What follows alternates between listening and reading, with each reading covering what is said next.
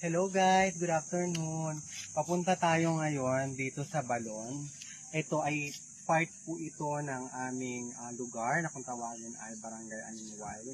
Ngayon papunta po tayo. Ituturo ko po kayo kung saan po ba ang Balon o yung tinatawag natin falls dito sa Aninuwal. Tara guys.